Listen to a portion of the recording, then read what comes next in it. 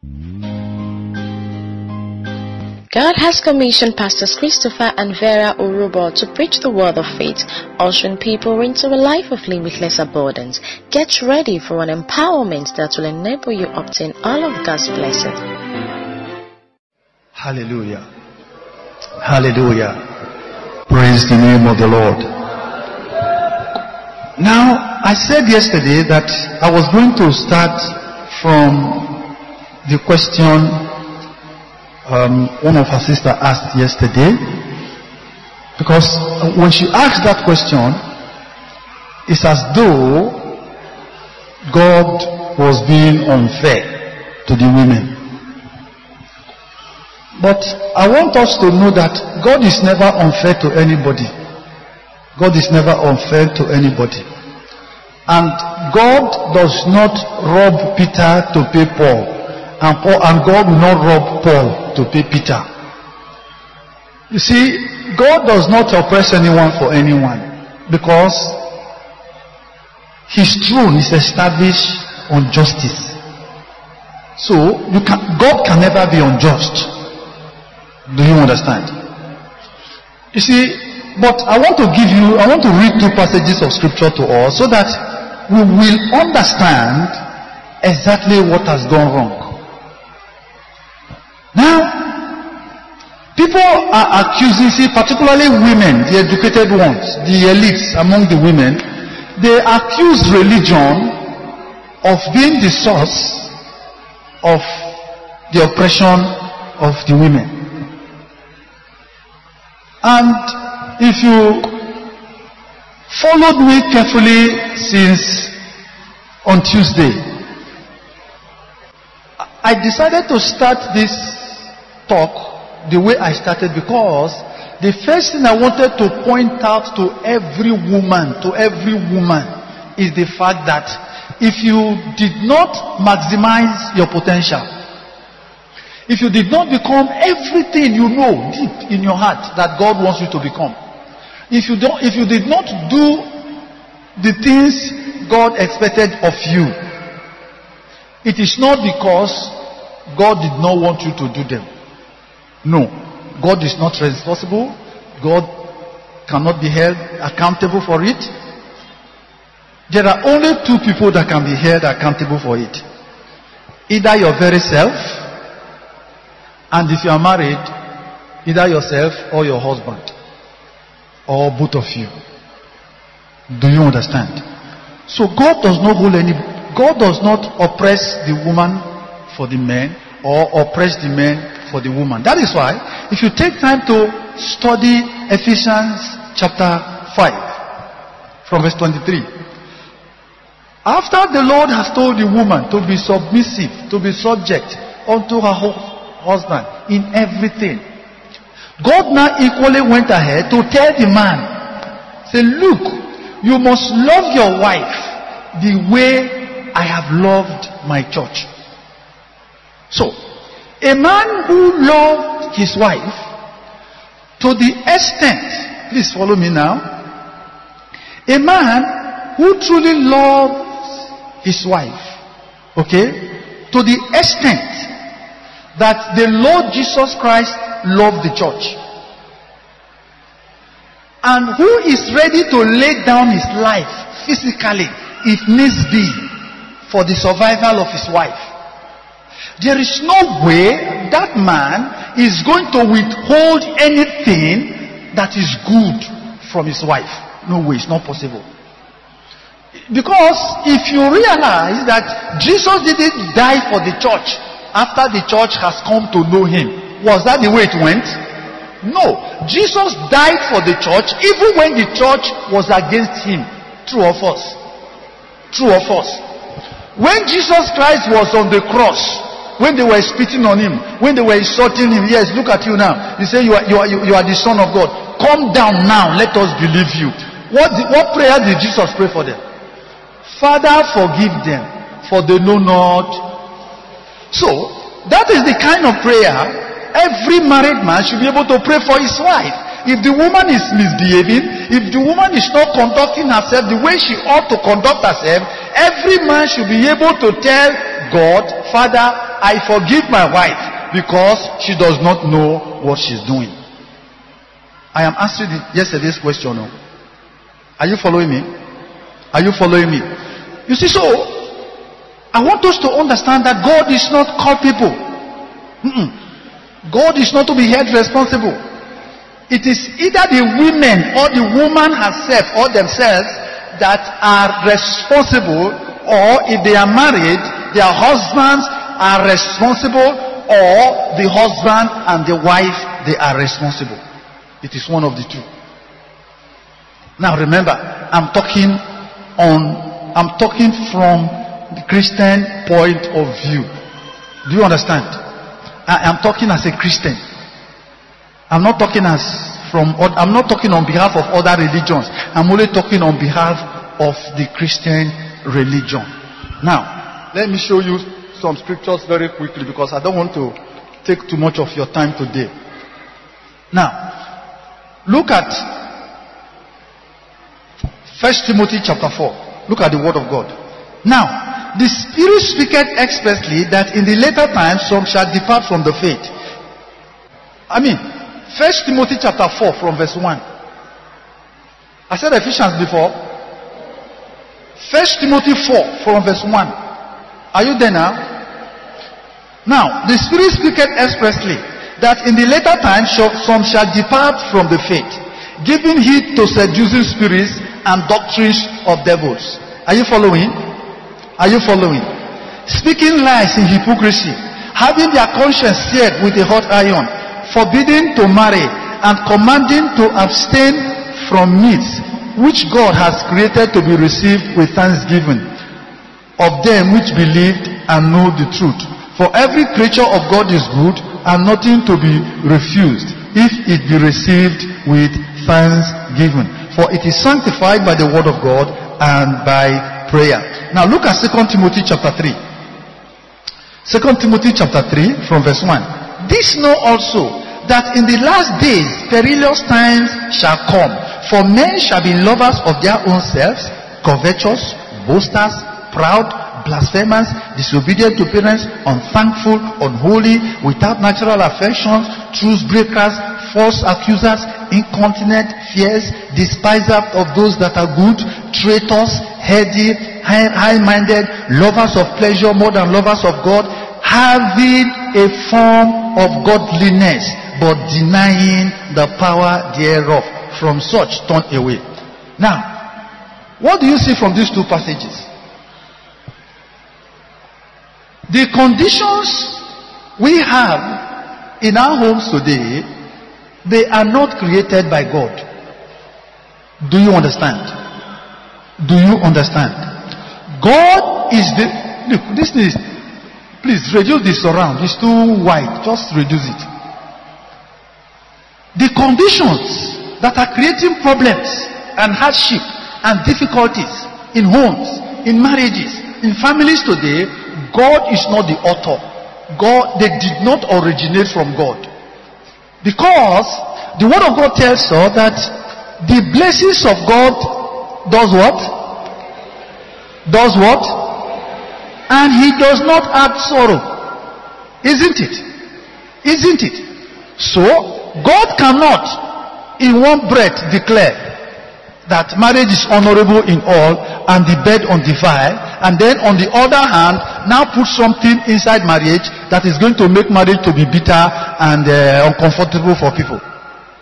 You see, so things that make marriage relationship a problem or an issue, it is the party themselves that are responsible for them. It's not God. Are we listening? Are we listening? It is the two people themselves who are involved in that particular marriage. They are the ones that are responsible for the problem that is cropping up in their marriage. They are the ones that are responsible. It is not God. It is not God.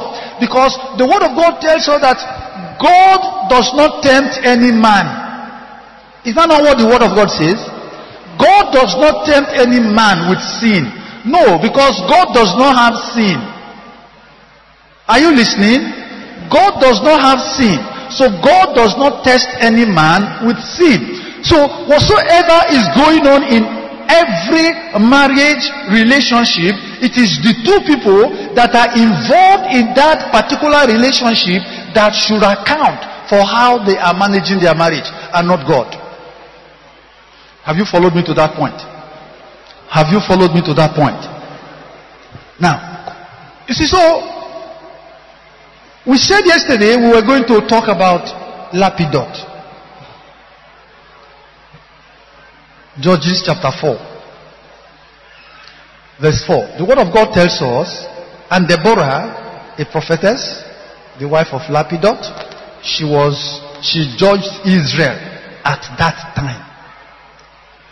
We have explained all those things, so let us not waste our time with those ones. So we say we are going to talk about Lapidot. We are going to talk about Lapidot. I want you to imagine it this way. Look at it this way. Because it was so early in the life of the nation of Israel for a woman to become a prophetess, a judge, a military commander, and at the same time a housewife. It was so early. It was so early in the history of Israel because she was the fourth judge of Israel. Now, what kind of man was this man we call Lapidot? What kind of man?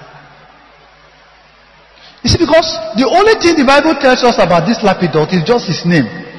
We just got to know that Lapidot is the husband of Deborah. That is the only thing God told us about him. So that in the scheme of things, Lapidot was irrelevant in the scheme of things. That is to say, Lapidot was not in the system in any way, but yet Lapidot was a great husband. He was a great husband. Let me tell us something here, please. Husbands, please listen to me very carefully. God might have given your wife a great vision, a great dream, either in ministry, either in politics, either in administration, or in government, or in business, whatsoever. If you are fortunate to have a wife that falls into any of these categories, and you happen to be an ordinary teacher. You know what I mean by an ordinary teacher? And there is nothing special about your life. There is nothing outstanding about your life.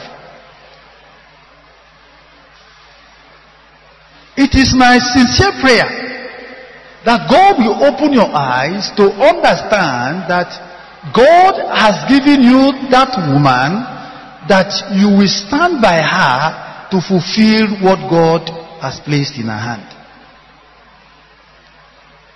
You see, because I am sure that if Lapidot was the army general, there is no reason why God would have hidden his name or his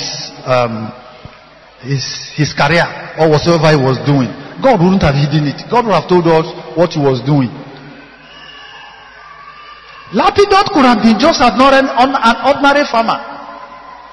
And because he was a farmer and he knew that this is the responsibility God has laid upon his wife, Lapidot made sure that he was doing the farming work in such a way that his wife is not bothered, so that she can do what God has called her to do. See, let me give you another example before we come back to Lapidot. Let me give you another example. You remember Mary, the mother of Jesus. Do you remember her? You remember her? What is the name of her husband? Good, that means you remember. Joseph. Joseph was her husband. I want you to imagine, please imagine like this, that Here is Joseph. He has paid the bride price of this young woman called Mary. Everything has been put in place so that they are only looking towards the day of the wedding proper, for her to now move from her parents' house to his house.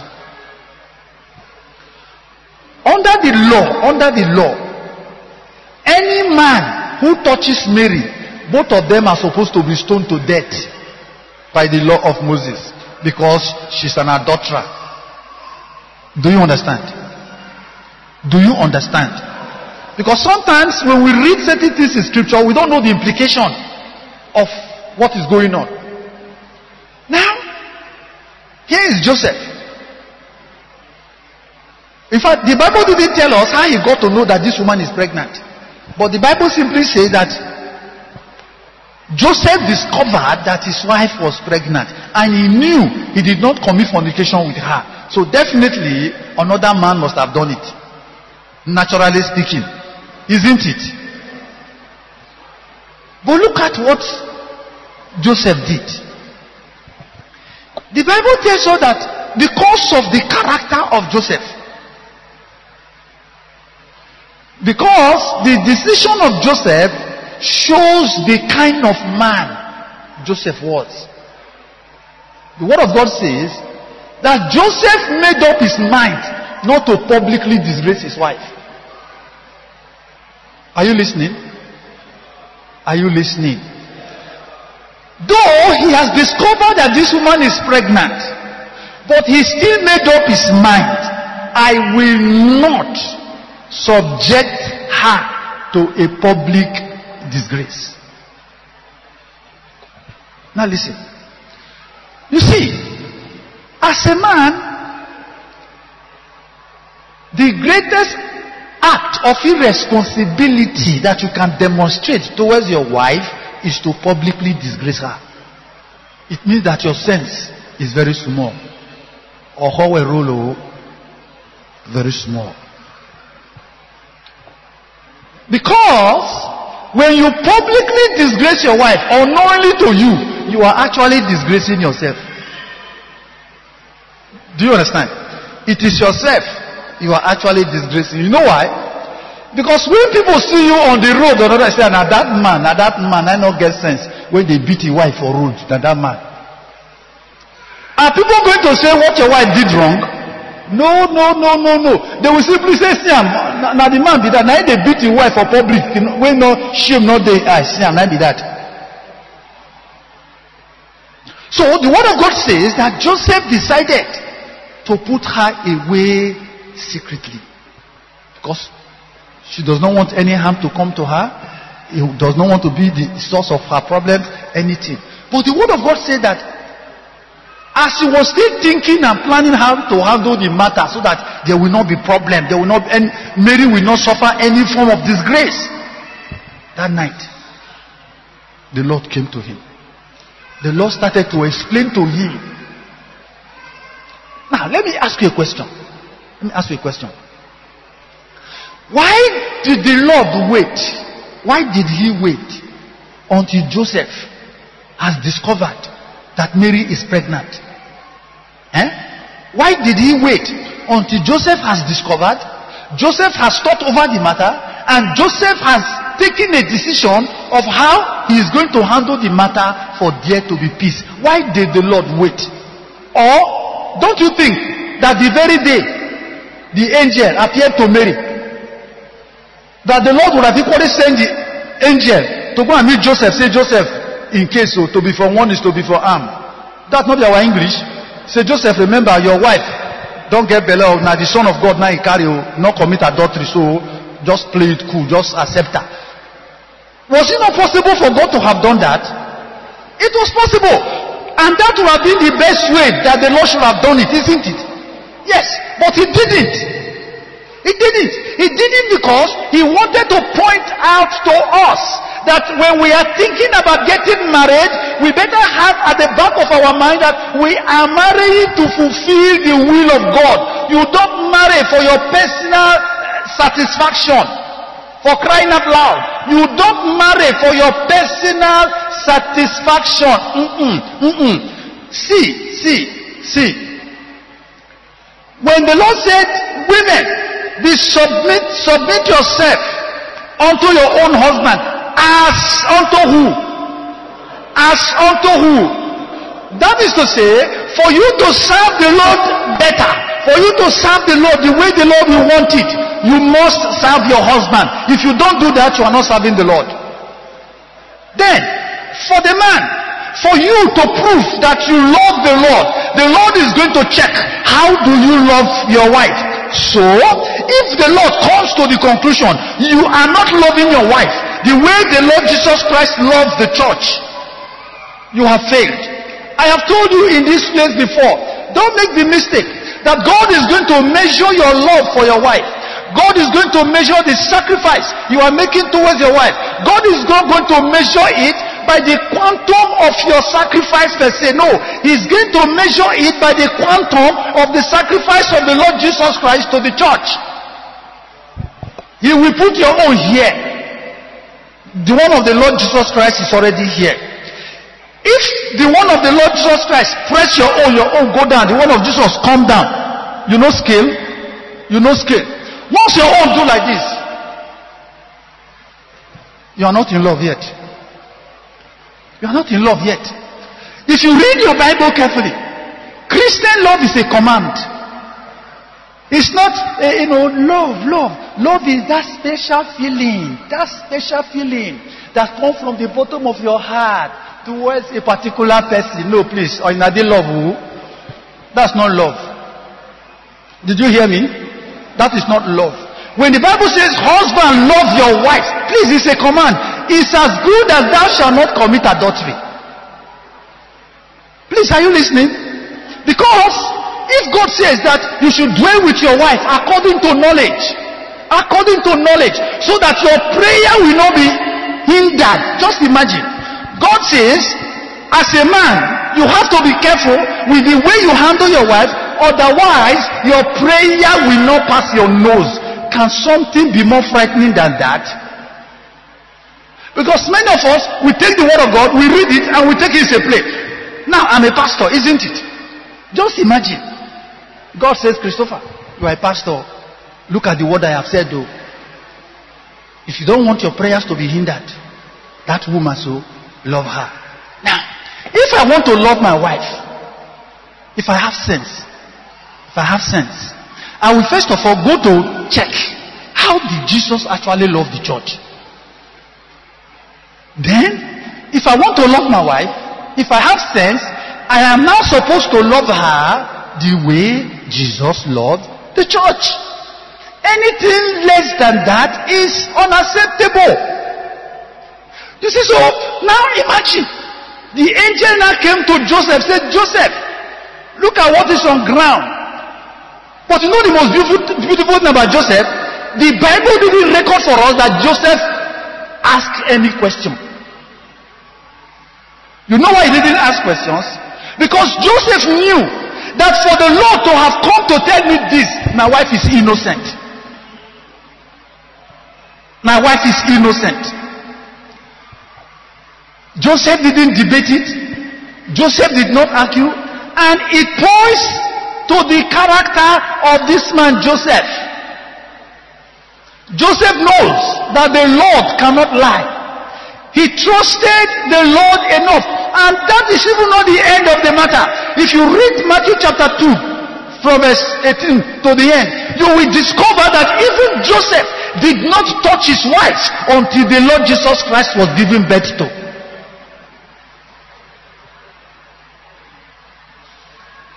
That is why I told you, you don't marry for sex. You don't. Please listen. I know that 1 Corinthians 12 tells us to avoid fornication, let every man, my friend, if you marry because of sex, you go commit adultery. Now me they tell you so. And let me tell you, sex does not sustain marriage. Sex is important in marriage. You cannot underplay it. You cannot, but you can overvalue it and it will become a problem. You see, so Joseph, for the 9 months that Mary was pregnant, he did not touch her. Why? Because he knows that his wife was carrying the only begotten Son of God.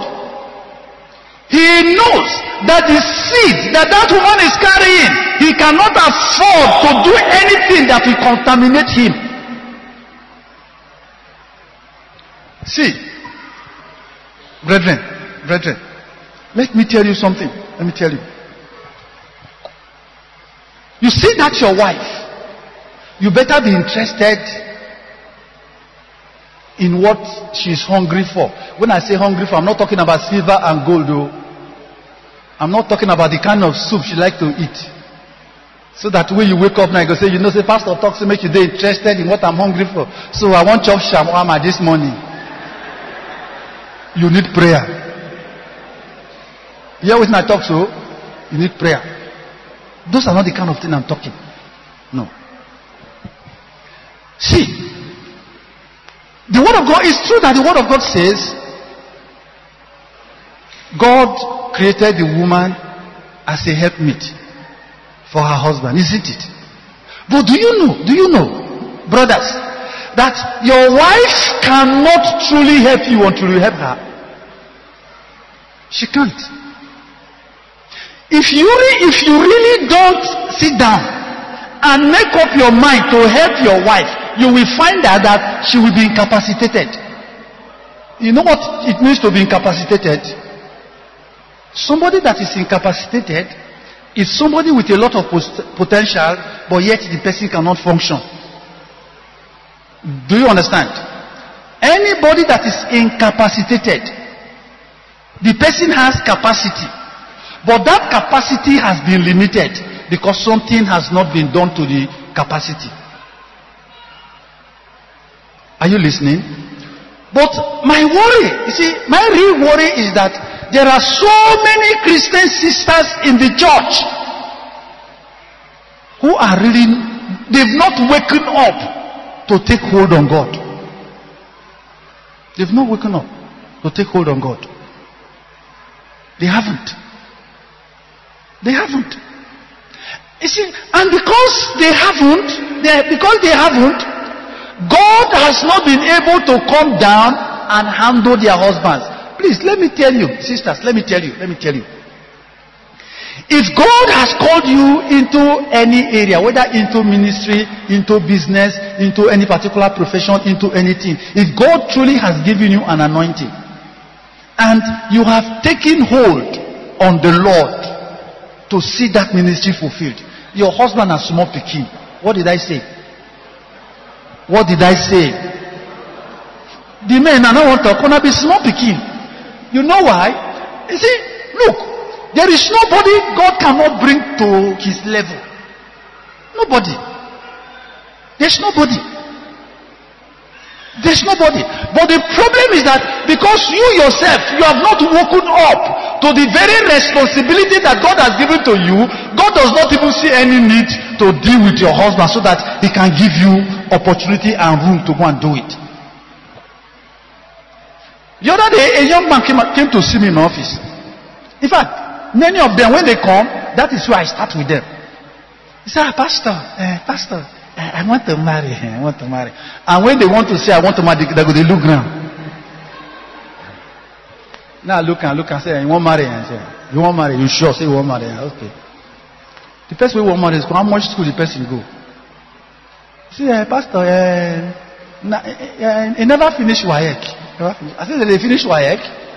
Never finish WAEC or you not get WAEC. You not get WAEC. And you won't marry person will not get WAEC. No, my next question. You ready to make her get WAEC when I don't marry finish? Once I ask them that question, they will start scratching their head. Say, well, Pastor, I didn't think that way before. Why did you not think that way before? Because you don't understand what marriage is. No, you don't. You see, because if you are a graduate and now you want to marry a woman that not get primary 6, what are you looking for? You are looking for a house girl to be your wife. Abi? Is that not true? Because if you are a graduate and you are marrying a graduate, you should know that you cannot sit down to sit down and talking. You are talking. Because if you try that thing, you go say, my friend, so you sit down too. Though what she has done is not spiritual. Do you understand? You see, I'm trying to point out something to us. Please listen. Listen. As a Christian man, don't deliberately decide to marry a particular woman because you are looking for somebody you are going to subjugate. Because you are looking for someone you think you can oppress, you can cut to size, somebody you can harass, somebody you can intimidate. Then your foolishness will not go fit measure am. You know why? It means that you have no help in your life. You have no help. It means you have no help in your life. You see, so brothers, when they come and they say, Pastor, I want to marry, I ask them, say, look, this is where you are now, and this is where you are going now. You have said, I said, now, if you marry this woman, this girl at this level, are you ready to train her, to develop her, so that she can stand with you? By the time I ask the brothers such question, you go see their eye go to do like this. You don't see clock when they work well. You don't see clock when they work well.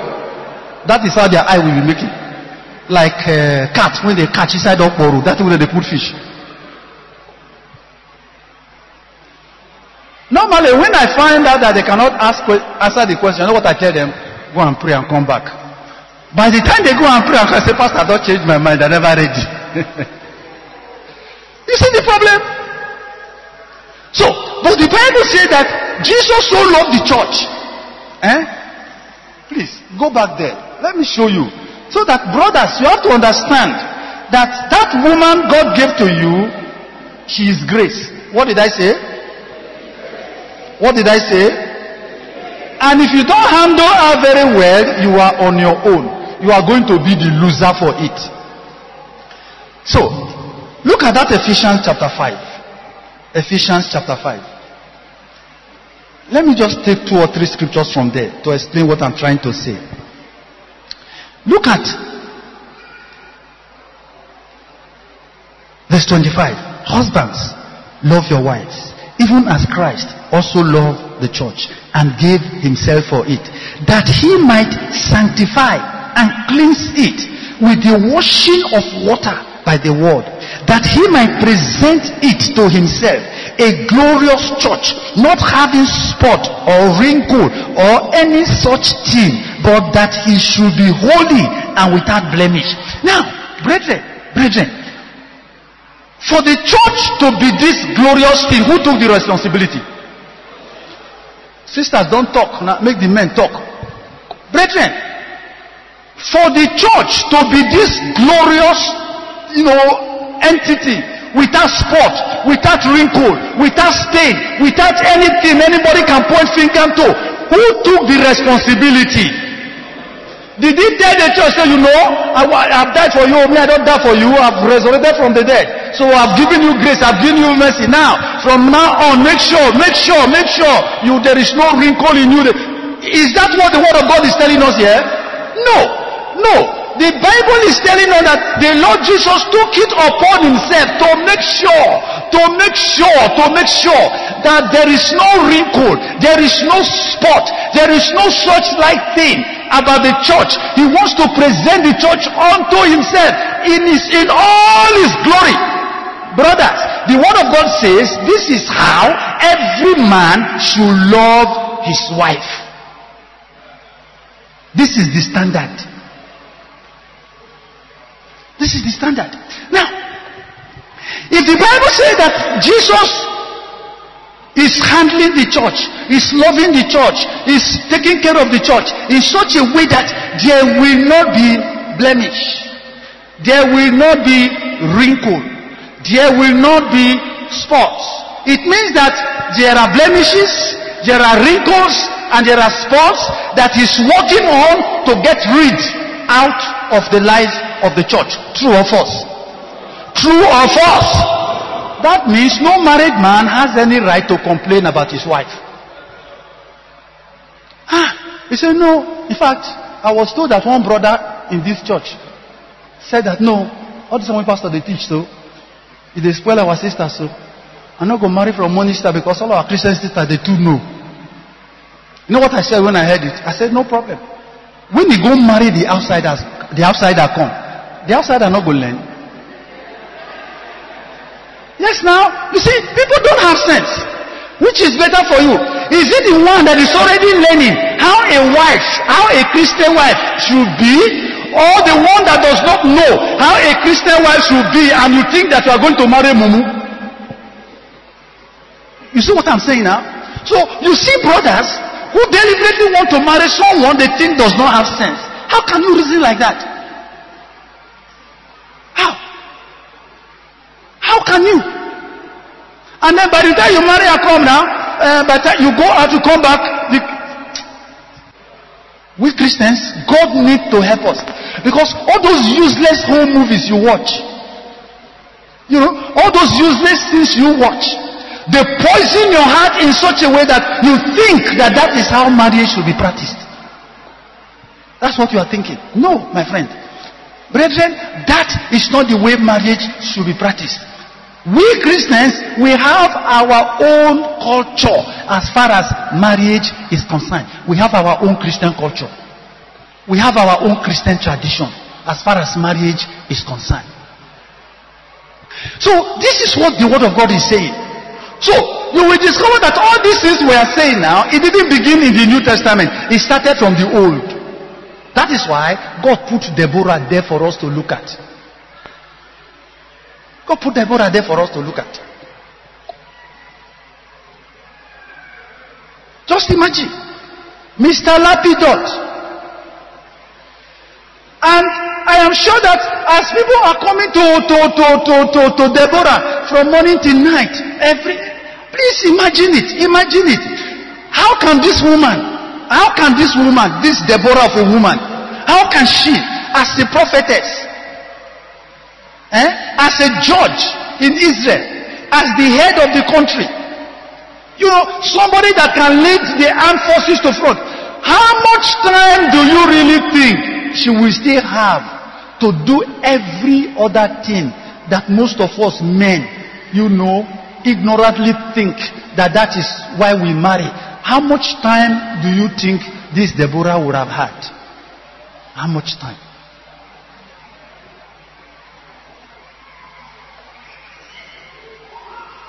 How much time?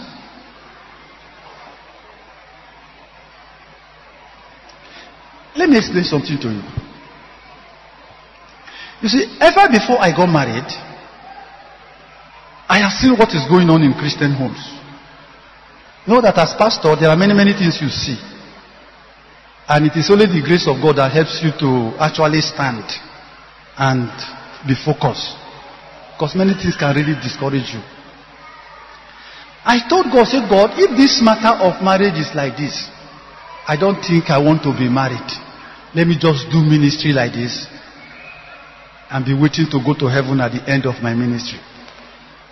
It was when I was reasoning like that, God started teaching me. Most of the things I teach as far as marriage is concerned, they are not things I read from people's books or things people taught me. But you must read what people... Not that I didn't read or I don't read other books, other messages. Because you are a fool if you think that you know everything. Did you hear me? But those days, when I just became a Christian, I just became a minister. God sat me down. God started teaching me, saying, no, you can't reason that way. That the problem is not marriage. It was God says who told me that what is going on in matrimonial homes that is scattering people's home, that the issue is not the fact that they married, that the issue are the two people who are involved in that particular marriage relationship. That it is two of them that are not making the marriage to work. That is the people that are involved in that marriage. It was then I entered into a covenant with him when he told me that the first thing God made me to understand is the fact that he wants me to have a wife. He didn't want me to be a preacher without a wife. It was then we entered the covenant. So, okay, fine, God. If that is the case, you promise, will you give me a wife? You know what he told me? You know what he said? He didn't tell me yes. He asked me a question. Are you ready to wait? I said, sure. He said, fine. If you will wait, I will give you one. And let me tell you, I waited though. See, I became a Christian about the age of 19.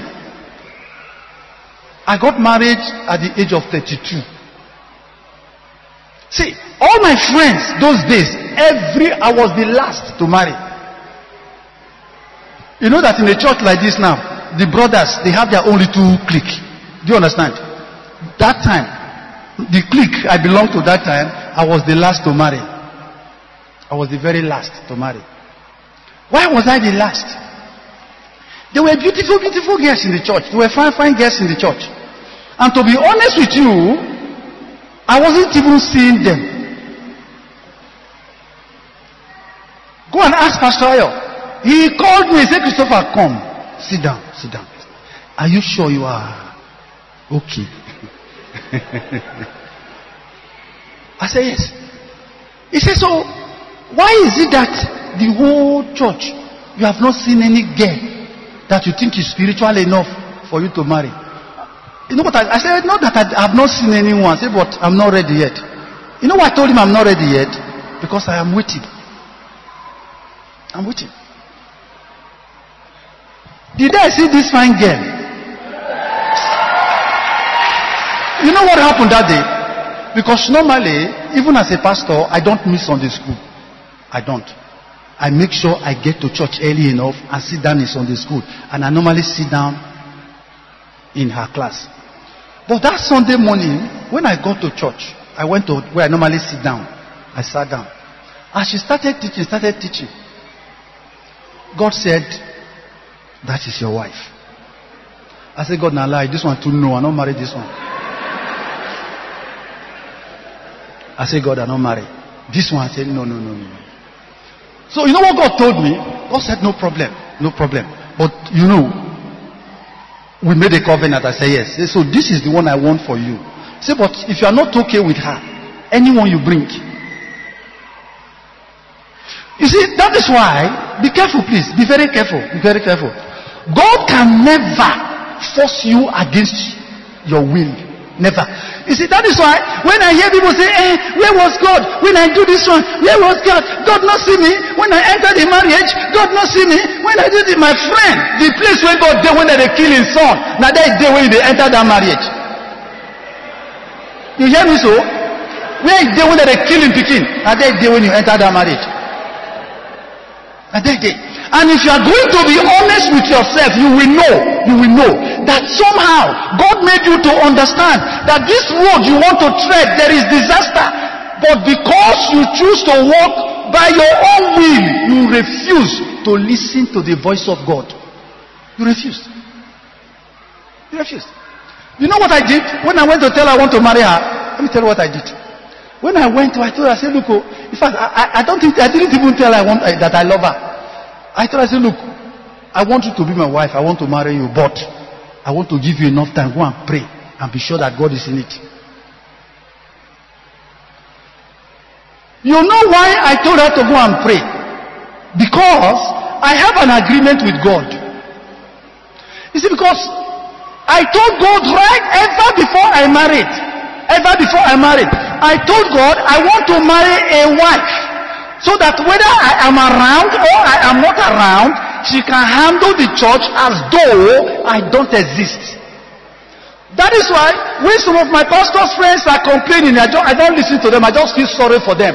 You know why I feel sorry for them? They marry the kind wife when they want. Abi? Not be so. Yes, they married the one they wanted. So I just tell them, it is what you want your wife to do in your life. That is what she's doing. You see, so sisters, I want you to please understand. God can take you to any height you think you can get to. But the only problem that will be there is how large is the heart of your husband. How large is his heart? How much trust does your husband have in you? How much confidence does he have in you? Have you gotten yourself involved in anything, or you are conducting your life in such a way that he cannot even trust you? Please, are you listening to me? Are you listening to me? You see, because I want you to imagine somebody like Lapidot. To be honest with you, this Lapidot, when I reach heaven, I will go find out. I'm going to look for him, because I want him to explain certain things. Because I want you to imagine a man, they break, he want don't come out from house. All the men in Israel, all the women in Israel, everybody that have problem, they will come and meet her. She will cancel from morning till evening. She will still have time to go and sit down in the presence of God, seeking God. Lord, what do you have for the people, for your children? This woman still have time, knowing that she's a housewife. There must be something very special about this woman, don't you think so? And Lapidot is not perturbed. He's not worried. He's not bothered. He's happy with himself. That yes, my wife is fulfilling the will of God. Are you listening? Are you listening? You see, so brothers, if you have inferiority complex,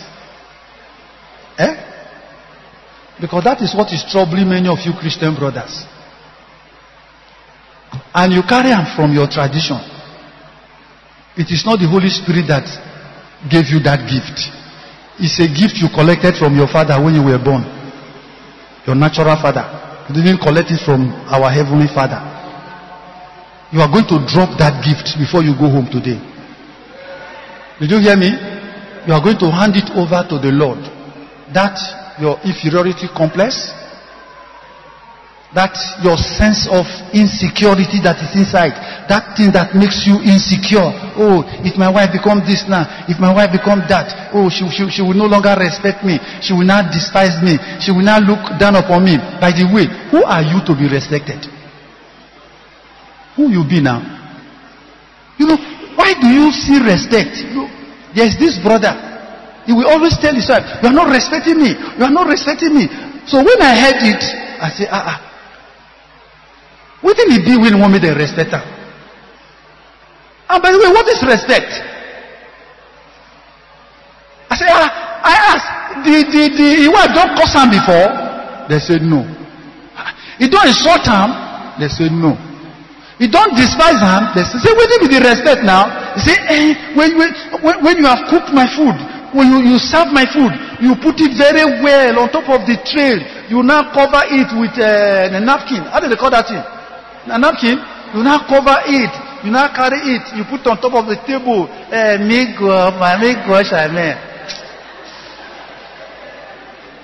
I hope any of you are not did this church like that.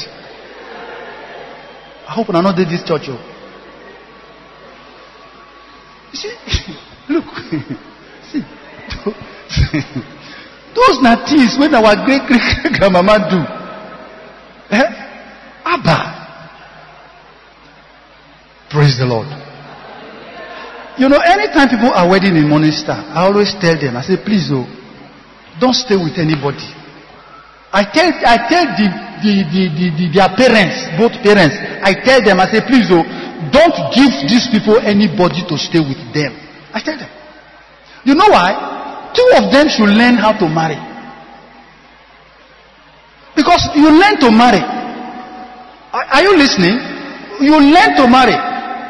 Because even if you married before and anything happened, either by death or by divorce, and you want to remarry, let me tell you, you will still learn it. You know why? You cannot carry your old experience into the marriage now. Because if you bring old experience, you go, in fact, now go make this one scatter quick. You can't.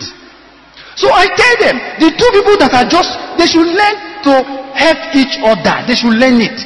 They should learn to help each other sweep the floor. Learn to help each other wash clothes. Learn to help each other dress the bed. Learn to help each other carry the baby. Learn to let each other bathe the baby, clean the nappy. Learn to help each other sit down in the kitchen, help wash plate, help make. Listen, brothers, let me tell you. Don't see certain things as your wife's responsibility. No.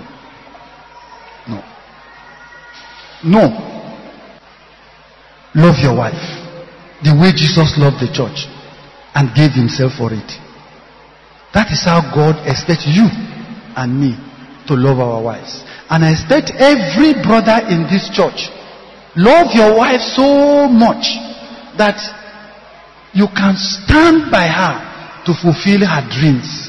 Stand by her to fulfill her visions. Because at the end of the day, you and the children of the marriage will be the better off. May God help us in Jesus' name. This message was brought to you by Morning Star Christian Center, Warri.